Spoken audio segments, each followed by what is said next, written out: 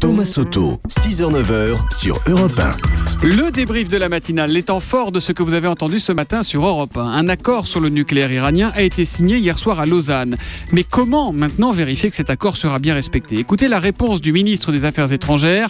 Laurent Fabius était à 8h20 l'invité de Jean-Pierre Elkabbach dans l'interview politique d'Europe 1. Ils pourront avoir lieu automatiquement et à tout moment, et en particulier par l'Agence internationale de l'énergie atomique. C'est un point central. Nous souhaitons vraiment cet accord au nom de la paix et de la sécurité internationale, mais il doit être solide et vérifié. Événement demain matin sur Europe 1, puisqu'à 8h35, c'est Christiane Taubira qui sera l'invitée d'Anne Sinclair, la garde des Sceaux qui a réagi au dérapage de Jean-Marie Le Pen. Écoutez l'extrait que nous avons diffusé tout à l'heure à 6h. Le Front National est de toute façon un adversaire et même un ennemi de la République et de la démocratie. Ça ne fait pas l'ombre d'un doute. Nous connaissons l'histoire du Front National, nous connaissons les références philosophiques du Front National. Et l'actuel Front National qui s'est donné quelques couches de vernis fait croire qu'il a rompu avec son passé, mais il n'a jamais explicitement rompu ni avec sa filiation idéologique, ni avec son passé. Il est dans les circuits de la République et il parasite la République, mais il n'est pas républicain. Voilà, Christiane Taubira, invitée demain matin d'Anne Sinclair, c'est à 8h35 sur Europe 1. Nous vous en parlions à 8h. Certains promoteurs envisagent de construire des appartements dédiés à la colocation. Et on a une question de Martine au 3921. Martine qui nous appelle de Champy en Ille-et-Vilaine. Bonjour Martine. Bonjour Thomas. Alors, quelle est votre question Martine ? Eh bien, je voudrais savoir ce qu'il en est de la responsabilisation des colocataires.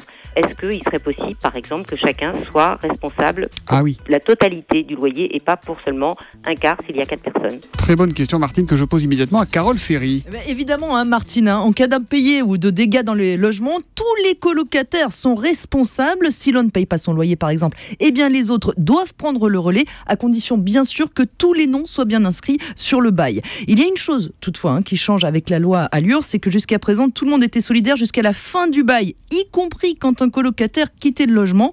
Maintenant cette solidarité, elle dure 6 mois. Pas plus. Au bout de 6 mois, le colocataire qui n'habite plus dans les lieux ne peut plus être sollicité pour assumer les impayés ou des dégâts dans les lieux. En tout cas, ils sont tous solidaires quand il s'agit de payer le loyer. Il faut bien mettre le nom sur le bail, donc sinon tout soit écrit noir sur pas. blanc. Voilà, exactement. Merci beaucoup Carole Ferry. Si comme Martine vous avez des questions à nous poser, c'est très simple.